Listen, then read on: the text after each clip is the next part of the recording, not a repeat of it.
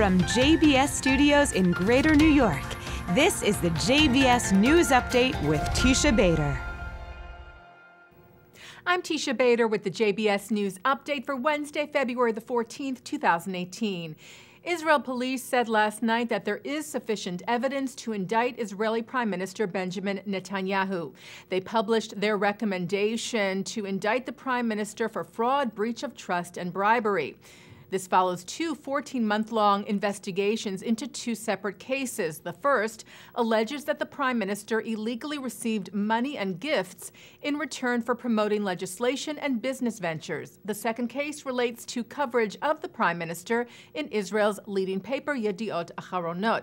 Netanyahu, who has continually denied any wrongdoing, addressed the Israeli public last night, dismissing the claims as politically and personally motivated.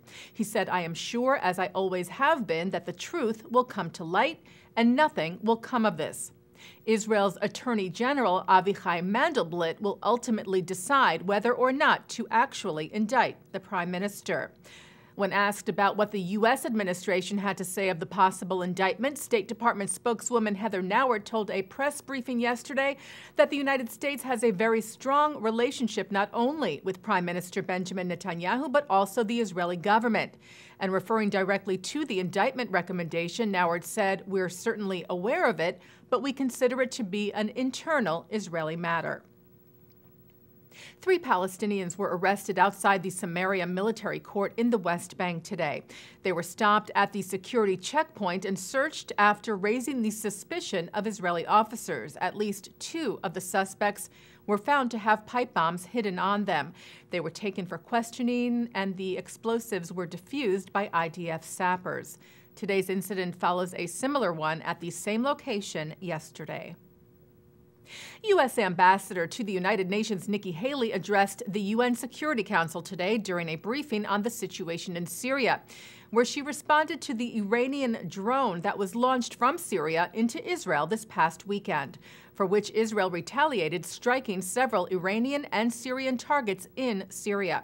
Haley called the drone's infiltration of Israeli airspace an egregious and unprompted escalation. She said Iran was once again doing what it does, risking conflict and testing the will of its neighbors and opponents to resist its aggression, saying that Israel rightly took action to defend itself, and adding that the United States will always stand by our ally when confronted with provocations from Iran, Hezbollah, or the Assad regime. U.S. Secretary of State Rex Tillerson is in the Middle East this week to address a number of issues, including the threat of the Islamic State and peace prospects between Israel and the Palestinians. Tillerson's first stop was in Egypt on Sunday. He was in Kuwait yesterday, and today is in Jordan, where he said that the U.S. has a, quote, fairly well-advanced Middle East peace plan that has been under development for a number of months. Tillerson will not be stopping in Israel during the visit, which also includes Lebanon and Turkey. A delegation from the National Football League arrived in Israel last night. 7 current and former NFL players, along with members of their family, will spend a week in the country in a visit organized by America's Voices in Israel, a group created under the Conference of Presidents. Erwin Katzoff, who leads the organization, told the Times of Israel that the main mission of his organization is to, quote, help the American population get a deeper understanding of what's happening in Israel that goes beyond headlines and CNN soundbites.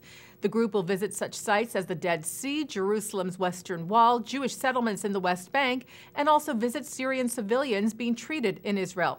They will also meet with Prime Minister Netanyahu and other Israeli officials. Well, Jewish actor Mandy Patinkin has officially made his mark in Hollywood. The star of television, film, and Broadway got his own star on the Hollywood Walk of Fame on Monday. Patinkin has received 3 Emmy nominations for his work on Homeland and won an Emmy for Chicago Hope. He won the Tony for his work on Broadway in Evita and was nominated for his performances in Sunday in the Park with George and The Wild Party. His film work includes Yentl and The Princess Bride. Taking a look now at our programming for tonight on JBS for Wednesday, February the 14th at 7 o'clock. It's from the Aleph Bet at 7:30. Programming from the Union for Traditional Judaism with a look at finding a mate. At 8, author Lucinda Frank speaks about her book Timeless, Love, Morgenthau and Me. At 9, Mark Golub sits down with Dr. Aaron Ben-Zeev on L'chaim. And at 10, more from the UTJ on marriage. And coming up right after this newscast tonight at 6:30, it's Thinking Out Loud with Micah Halpern.